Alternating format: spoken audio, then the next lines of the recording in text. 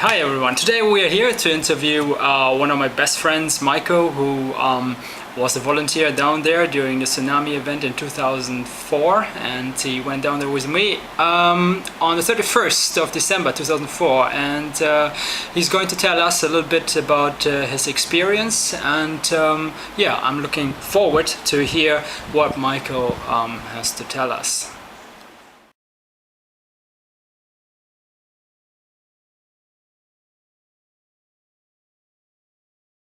I guess, well, I'm in Thailand, and I was in Thailand at the time of the tsunami. I wasn't in the tsunami area at the time of the tsunami. I was in Bangkok. And I had a feeling, I didn't actually find out about the tsunami until, because I wasn't looking at the news for a little while, but I found out, I think, at the night time about that. And then I had a feeling that from the information that was coming out, that there was a real need for people to help out, and a real need for people who would be bilingual in Thai and another language, because there are so many foreigners involved that were that passed away in the tsunami, and a lot of other foreigners going to look for their relatives or help out. So I thought this seems like a unique time for me to be able to help out.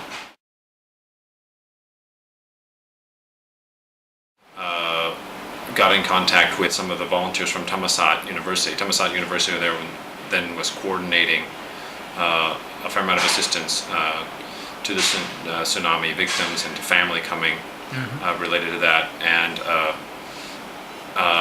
they told me that yes, there was a need. I ended up even talking to someone down in Phuket, said, yeah, we really need you like now.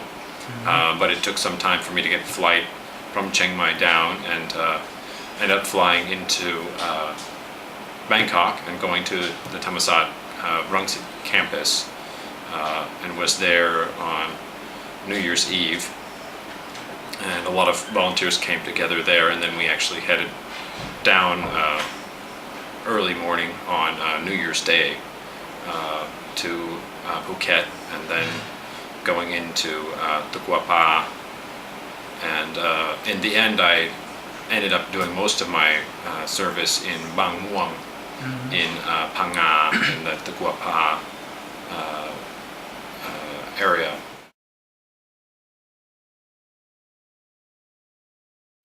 Well, it did change a bit. So essentially, when we went down as a number of volunteer interpreters, we went down on the 1st, and we ended up actually going by helicopter into Tukwapa. Yeah. We went to Takupa, yes. Takupa, I think, was the first place, and we got there. It was actually too late for us to do much at that day, and then we found out that. So we ended up even going back into Phuket, and then in Phuket there was a central sort of relief center area. I think also near the Phuket administration offices, and there was a bunch of volunteers as well, and kind of some degree of it was organized. It wasn't officially organized, but there was an organization of volunteers helping out, and kind of people could make petitions if they needed people to help in certain areas. And I first actually worked that night. I felt like I wanted to do something, so I worked that late night. I worked taking calls, and there were people calling from around the world, checking on what was going on, looking for people. So that I did during the night, and then the next morning I slept some, because I've been up at least 24 hours. And then later in the morning I went out, and there was a couple of calls for assistance, and one who came up, they needed someone who could speak French, and that was by the Navy, was asking for that. And then I checked that out because I speak French as well, and that was a group of about 12 relief workers who were specialized from, they're volunteers, but they had experience in terms of doing immediate assistance. And so then in the end I ended up being attached to that group, and then I was working with that group for the rest of the time in Bang Muang, and doing a lot of interpretation and coordination and what else I could do.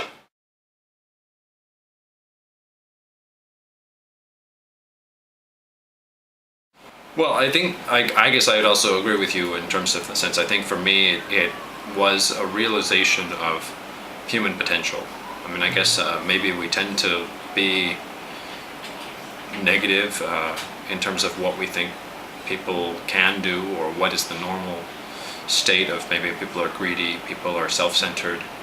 And in that environment, I felt that that had completely vanished. I think the energy that people had, it was so much of compassion, so much of helping each other. And what was amazing with that was that it enabled people to go far beyond their normal abilities. So I think, I mean, I didn't get as much involved, but I did see corpses, I did see dead bodies in this, but I was not working with them closely. But I think that was, for example, one of the most, an activity that I could never imagine choosing to do. And never, I think most of the people who ended up volunteering for that, I mean, there were some who came from that field, but there were many people who had no experience in the field, could not have imagined that they would be, you know, working in those conditions. Yet, I think because they saw, if when you were there and you thought, well, I mean, I said, when I was at Ban Muang, I said, okay, how can I complain? The person that's helping me, they just lost their wife, they lost 2 of their kids, they lost their house and all their belongings. I mean, do I have anything to complain about? Or if, I think in the same case, if you think, okay, here's somebody coming to search for their dead relatives, okay, and you know, why should I think about, is this perhaps disgusting to deal with a body? I mean, it's just not relevant when you consider the suffering and the situation for the other people. And so I think that allows you to surpass your own limits. And that's what I think I surpassed my limits in some way, maybe not that extent, but I didn't even know that with my language ability, I hadn't spoken French for like 3 years. But for some reason, I was able to remember and use my French on a level I'd never used since I'd been in France before. And I think it was the amount of concentration and the motive of the moment that allowed that.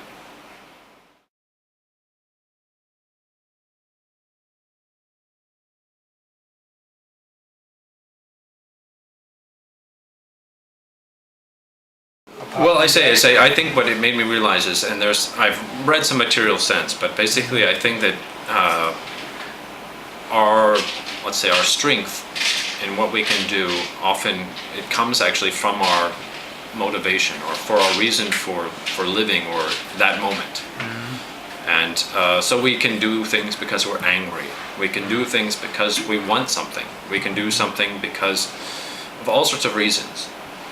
And when the motivation is something like because compassion, because you want to help other people, or love, or these higher sorts of motivations, it enables a level of accomplishment that's much greater. I think if you've had the chance to visit Angkor Wat, and you look at the amazing work in that place, and you go, how could people do this? And I think part of the thing, what it made me think in the tsunami, reflecting, is that these people didn't do this because they were being paid to. They didn't do that just because they wanted to make something beautiful, but it was an act of maybe love of God, or something of this level that brought out. And so the tsunami was, maybe it wasn't love of God, but it was the chance to help out humanity. And then that brought out our potential in that regard.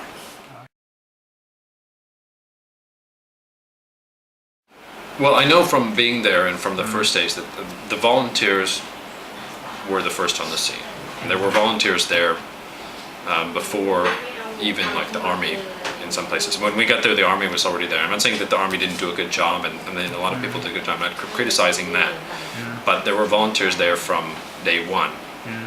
So for one, I think they did get a lot of things running in a good way before other teams could come in. I mean, we had international teams, but a lot of those teams came in, let's say, 10 days after, or 14 days after. There was a lot of things that had to be dealt with, you know, in these first few days. When my team arrived in Ban Muang, we were the first foreign team to be stationed in Ban Muang.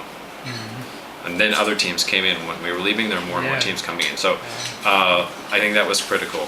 Another thing was, I mean, people did, like in Ban Muang, in the relief area, the people came for all sorts of reasons. The point was, I think it was, so there were volunteers coming to cook food. The food was amazing. I mean, there were some of the best pad thai I had. People came down and they said, hey, a group of cooks came down, they spent all their money, and they made great food. You had great vegetarian food, you had all sorts of things. So this was something that volunteers do. I don't think that I can imagine that something put together by the Thai army, I don't think you would have as good food as having some great cooks come from all over the country and put things. People came down and did comic relief and did music, because I think everyone, there was a lot of reason to be potentially depressed. So there was a lot of effort to keep people's spirits up, because that's a part of the psychological healing process. People helped out in all sorts of ways. So that was critical, I think, in that. And I think it also was really critical in empowering the victims themselves and the people around the victims, and for the volunteers. I think, well, for us, I think we all did something that we felt positive about. I think we reached new levels, so that's changed our lives. And I think in the case, because you had this volunteer spirit, and I said that even many of the victims themselves, they were doing volunteer work. And that meant that they were not only victims, but they were also part of the solution. Yes. And I think that was really critical in really moving out of the misery and in finding the positive life and how to move forward. Well, I think more than anything, it was really seeing what is possible with humanity. I guess I don't think I'd ever seen a group of people that had come together who could be so positive, so helpful. I mean, there seemed to be no one who was fighting, no one who was greedy. In that case, everyone was there to help each other, and I haven't seen that before, or I guess sadly since. I think, but it's still, even if it's not something that's a normal situation, at least we know that that's possible. Maybe that we can help bring that out in ourselves, or help bring that out in other people. So that was, I think, probably the most critical change. What I could say, that I'd like to say, is that I think that life is short in many ways, but what really life is it's not, if we do our life as a number of years that have gone by, that's not what life. Life happens now, or in a set of a moment. In a moment, you're in a certain place, a certain time, with certain people, and so at any given moment, you may come across a moment, and I think everyone does come across at least sometimes in their life, where there's this opportunity. And I think if we listen to our intuition or something within ourselves, you can say, it's like, I can do something here. This is my chance to help. I mean, it's not, if I said in something that would be more likely to encounter, that maybe you're seeing some child who's about to walk in the middle of the street and a car coming, okay, and the child is unaware of the car. Now, it's not that necessarily you have an obligation to help that child, because you may not be at all related, but there may be no one else there. So that's essentially your moment, right? It's you're the only one who could make a difference. If you're the only one in that environment, then maybe by yelling at the child, or even getting the child out of the way, that you could potentially make a real difference, and perhaps save the child's life or something like that. So I think the tsunami was a big thing, and it caused a lot of tragedy, but also, I think, the other side was wonderful. It gave this opportunity for people to serve their fellow man, to give to each other. But I think there's a lot of opportunities like that. They're not as big, but they're small opportunities that you can see. You can maybe make a little difference in your community, make a little difference in someone else's life. You can see some way that if you really are, just have your mind a little bit open, you're looking, well, how can I help other people? How can I make the world a little bit better place? At a certain time, a certain place, you will be the person who has that chance. And that's your chance to take it.